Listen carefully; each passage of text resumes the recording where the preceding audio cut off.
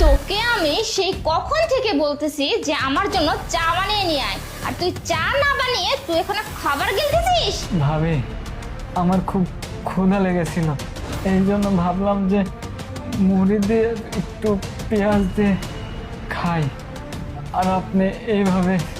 এই, এটা কি তোর বাবার বাড়ি নাকি যে যখন মনে চাবে তখনই খাবার খাবি?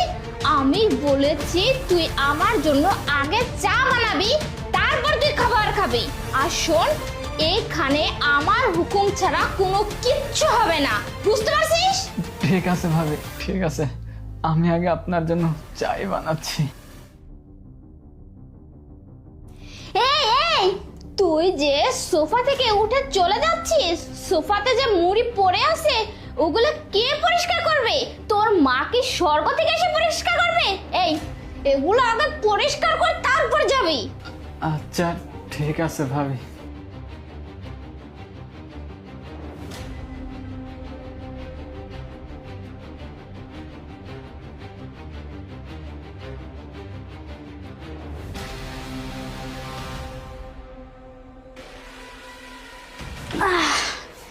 যাক, আমার তো ভালো হয়েছে, ফ্রিতে ফ্রিতে একটা দেবর পেয়েছি, আমার কোনো কিছুই করতে হয় না, সব কিছু কি রে?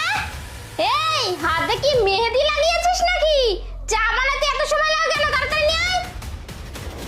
ভাবি, আপনি আমার সাথে প্রতিনিয়ত এমনটা কেন করেন? আমি তো সব কাজই করি, তাও তো কোনো সময় আমি ভাইয়াকে বলতে যাই নাই, তাও আপনি আমার সাথে এমনটা করেন। এই এই, তুই এই বাড়িতে কেন আসিস রে? হ্যাঁ, বুঝতে পারছি, তুমি বসে খালি গিলবে, কোনো কাজ টাজ কিছু করবে না, তাই না? তোকে কিন্তু একবার শেষ করে দিব আমি, কাজ কর। ভাবি, আমি তো 2 জায়গায় ইন্টারভিউ দিয়েছি, এখন চাকরি না হলে আমি কি করব? আর এই জন্যই তো আপনার বাসায় পড়ে আছি।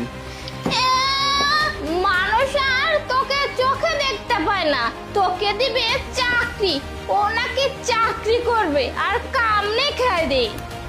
ভাবি, হবে হবে, একদিন আমারও চাকরি হবে।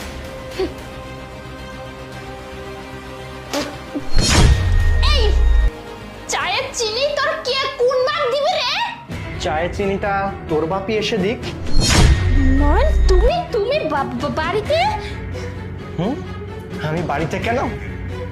এই দিক দিয়ে যাচ্ছিলাম, আমার